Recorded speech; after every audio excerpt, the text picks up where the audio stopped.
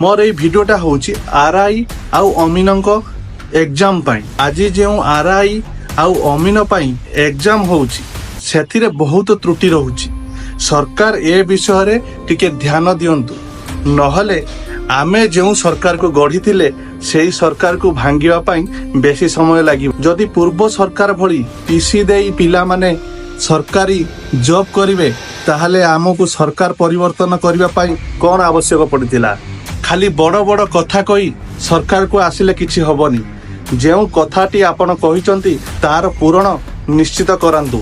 आज अनेक परीक्षार्थी बापा माँ तांकर निज जमी बाड़ी सब बिकी पिला मानकु शिक्षा देइचंती कि ना पिला माने सरकारी चाकरी करि पारिबे। कार जदि चाकरी पिछा 10 लाख टंका मागिबो ताहाले से पिला मानकर बापा माँ कुआडे जिबे, सेमानकर जे आशा आउ भरोसा कोन रहिबो।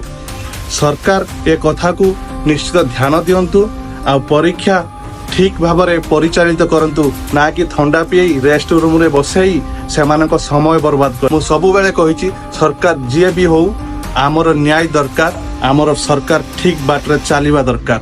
से बीजेपी हो कि बीजेडी हो कि कांग्रेस हो। रहिली सांग माने जय जगन्नाथ, जय श्री राम। जदि भिडियोटा भल लागि थाए ताले भिडियोटा शेयर निश्चित करिवे।